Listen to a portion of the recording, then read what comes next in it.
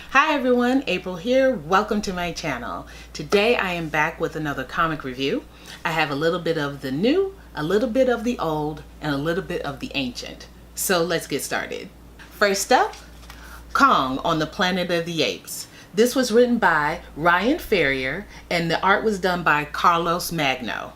This is basically a mashup of the Kong story and the original 1968 Planet of the Apes film. In fact, this story picks up right where that one leaves off. Taylor has left Ape City with the help of Dr. Zira and Cornelius and is in the wind. But Ape City is basically in complete turmoil. There is division amongst the population. Some people would like human rights and to go back to the legacy where humans and apes were supposed to be living in harmony. But powers that be are not really interested in that narrative. They want to keep ape supremacy going. So they go out on a minor expedition to kind of stamp out any evidence that Taylor may have left behind. And when they're doing that, they run across a Kong. Now, it's not the Kong that we're familiar with. This is a female Kong. They find her just underneath the Statue of Liberty. Unfortunately, she's deceased. And the story doesn't tell us how she came to be there or what happened to her. But Dr. Zaris is very happy for this find. This is an auspicious find for him right now because it's a tool that can be used to basically propagate the superiority of apes on the earth. With the help of Dr. Zira and Cornelius, Zaris is given approval by the Ape Council to go on an expedition to look for more Kongs. And he knows exactly where to go. He heads straight for Skull Island. And things on Skull Island pretty much go down the same way they did in the Kong movie before. Unlike the more recent Kong and Planet of the Apes films, this story pretty much ties into the original intent and narratives of the original films, where it pushes the commentary forward about delusions of grandeur and the ideology of superiority and how flawed and dangerous that thinking and behavior can be. I enjoyed the story immensely. It has quite a bit of a kicker for an ending that leaves the door wide open for a sequel, and I hope one is coming. I thought it was well written. I thought the artwork was really nice and it was fun. The subject matter can get a little heavy, but it's not too deep. You still find enjoyment in the narrative, and at the end of the story I had a good time. This particular cover is the Loot Crate edition. So there will be a different cover when it comes out in October. Yeah, we got an early copy of the bound edition. Now the single issues are already out, so if you can find a place that are selling those or find them online, you can read it right away. If you're waiting for the bound edition, it'll be out October 10th. So yeah, pick it up if you can. Next up, Trees. This is written by Warren Ellis and the art is done by Jason Howard. This is basically an alien invasion story. 10 years prior to the events that happened in this story, aliens pretty much came to Earth. They planted themselves down on the surface and have not moved, have not said anything, have not attacked, have not sent out any form of sonar or transmission to anywhere. They have just stayed silent for a decade. This is what they look like. So these have been planted all over the world and what appears to be indiscriminately. Sometimes they were planted in the middle of cities, sometimes just outside of cities, and it didn't matter what type of city it was. There's some in America, there's some in Africa, there's some in the Middle East, Asia, Europe, you name it, there's one there. But nothing seems to be happening except the disruption of the people who kind of live in the areas around the trees. People don't know what it is. They become frightened of it. So those who were able to leave the areas have left, and those who were left behind, well, they struggle with basically societies that have been decimated due to lack of resources and contact, and some have been completely isolated.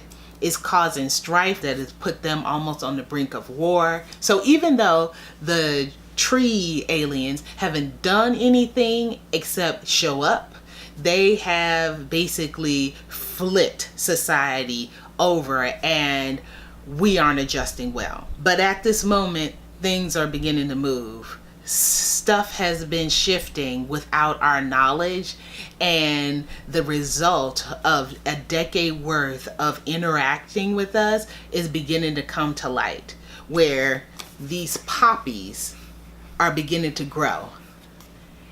And at first, people didn't know what they were, but scientists, or a scientist, kind of discovered them, and he came to a realization right before things started to jump off. There is a lot going on in this story. There is scientific disagreements, political and social upheaval and potential war, a social commentary about women empowerment and LGBTQ rights. It's a whole lot for an alien story, and at some points I was like, are we gonna get to it or what?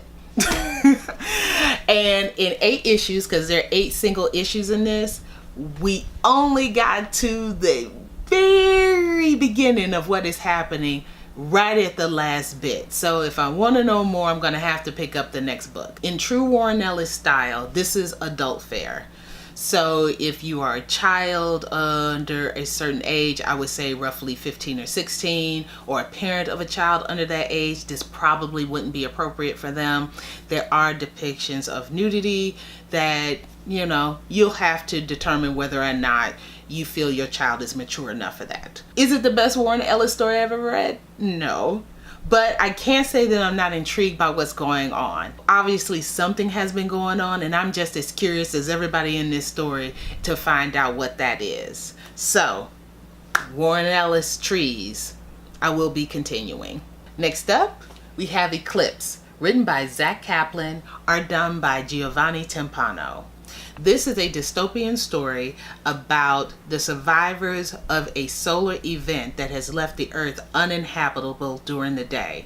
If you are caught outside, the heat and the radiation from the sun will kill you instantly. You'll be burned alive. So now humans live nocturnally and subterraneously underground. The story pretty much starts with a missing person. A young man goes missing right at curfew, and he is found the next morning outside, burned alive, but his blood has been used to write a note, kind of ominous warning to the people of this town. But over the course of an investigation, they do find out that there is a person among them who is capable of walking outside.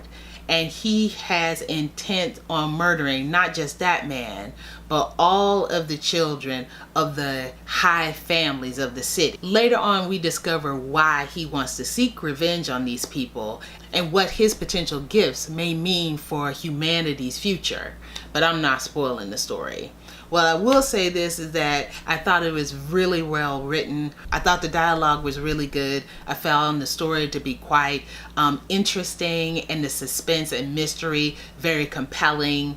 The characters are interesting too. The lead is a man named Baxter, who was a firefighter and part of the daytime solar team, who is now joining the police department in order to assist with further investigations about what happened with these murders.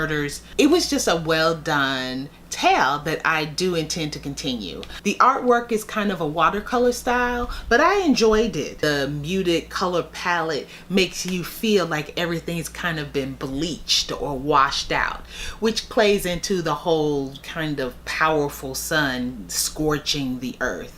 I don't know if this is a completed series or if it's still in production. What I do intend to do is pick up the next trade and continue the story, because I really did find it compelling. And lastly, I have Gambit. This is issue number 1. This is issue number 2. And this is issue number 3. I believe they were all written by Yes, Howard Mackey, and the art was done by Lee Weeks. This was a 4-issue series. I don't have the 4th issue anymore. I don't know where it went, but I wanted to read something kind of nostalgic, and Gambit was one of my faves at the time, so I picked it up. This is not an origin story. This basically picks up with Gambit, aka Remy LeBeau, inside of Xavier's school, training, trying to increase that skill set. And during the event, he is visited by an old dear family member. I won't spoil this one. This meeting ends with him needing to return to his home in New Orleans to basically settle a debt. He is a part of a society of thieves, and there is a alternate society called the Assassins. And every 7 years it is asked of each of these groups to give tribute to a powerful being that bestows gifts upon each society. The Assassins are granted a great deal of power, and the thieves are granted a long life. I'm not certain if it's eternal life, but definitely unnatural extension of life. He has also discovered that some of the things that he believed he left behind were not as exactly what they seemed. And he is left with a choice of loyalty. Loyalty to his family or loyalty to his people. Things don't go well. I liked the story. I thought it was clever and fun. But I will say that this is a 25-year-old story, and you see the difference between the writing style then and the writing styles of today. Not that they're bad, but it's just different. The way they talk, the way the story is weaved is almost completely different from what we get today. And it's nice to see that kind of growth and maturity within this medium. But that being said, it is a very interesting story, and if I don't find the 4th issue in the house somewhere here, I'll definitely pick it up in order to complete this narrative, because I do want to know how this ends. This is the first, I believe, of 2 Gambit series. I don't know if the same author and artist did the 2nd series, but I think it was also done in like the mid-90s. And then I think that was it for poor Gambit. I don't know if they ever came out with a 3rd series or if he got his own complete book. I remember going to pick this up. I was that kid who, after school, rode the bus, got off at the comic book shop and picked these up and then just walked home, because usually by the time I got out of the comic book shop, my transfer had expired and I had to get home on my own. Luckily, it wasn't too far from the house. Just a few miles. It was nice going down memory lane. And besides, since we don't seem to be getting our Gambit movie, I had to kind of, get my feel from someplace. Gambit is one of my favorite Marvel characters. Now, because of the age of these books, I think it might be a little hard to find. I don't know. I haven't really looked online a whole bunch, but you might be able to find the singles at any kind of online shop, or maybe at your local comic book shop. There may actually be a bound edition of this series somewhere too. I'm not 100% certain, but I enjoyed it. And if you like old school comics and you're a Gambit fan like I am, I think you would enjoy it. So I would suggest picking it up. So that's it, guys. These are the reads of the week. And my favorite of this week is Kong on Planet of the Apes. It was just an overall good read. The dialogue is really crisp. I thought the story pacing was really good, and the art was nice as well. This was an overall just great read, and I do hope they continue on with the story, because I am very curious as to what happens next. What piqued your interest? Are you interested in Kong? Or are you thinking about going old school and hitting up Gambit? Or are you looking for something a little more dystopian and strange? Let me know in the comments below. Thank you guys for watching. If you want to see more videos like this, please give it a thumbs up and subscribe. Your support is always appreciated. And I will see you next week. Bye-bye.